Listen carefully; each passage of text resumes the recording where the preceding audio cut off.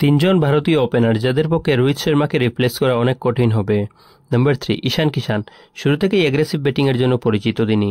তার খেলার স্টাইল খুবই রোমাঞ্চকর আর তার জনপ্রিয়তাও অনেক বেশি। কিন্তু রোহিত শর্মার মতো ম্যাচ বুঝে ব্যাট করা বা পরিস্থিতি বুঝে খেলা আর চাপের মুহূর্তে বড় ইনিংস গড়ে তোলার অভিজ্ঞতা তার নেই। ঈশান কিষান দর্শকদের এন্টারটেইন করতে পারেন, কিন্তু রোহিতের মতো স্থিরতা আর অভিজ্ঞতা এখনও তার নাগালের বাহিরে। তাই রোহিতের ওডিআই লিগেসি এখনও অতুলনীয়। নাম্বার 2, যশস্বী জয়সওয়াল। সাহসী আর অ্যাগ্রেসিভ ব্যাটিংয়ের কারণে আলোচনায় এসেছেন তিনি। তবে শুরুটা ভালো করলেও সেটাকে বড় ইনিংসে কনভার্ট করা এবং বড় টুর্নামেন্টে ধারাবাহিক পারফরমেন্স দেওয়া এখনও তার শেখা বাকি। এই জায়গাগুলিতে রোহিত শর্মা একদম আলাদা। বড় ম্যাচে রোহিতের অভিজ্ঞতা, আত্মবিশ্বাস আর প্রভাব এখনও জয়সওয়ালের থেকে অনেক অনেক এগিয়ে আছে। নাম্বার 1, শুভমান গিল। রোহিত শর্মা স্বাভাবিক উত্তরসূরি বলা হয় শুভমান গিলকে। তার টেকনিক, ঠান্ডা মাথা আর ধৈর্য তাকে ওডিআই ক্রিকেটে অন্যতম সেরা ব্যাটার করেছে।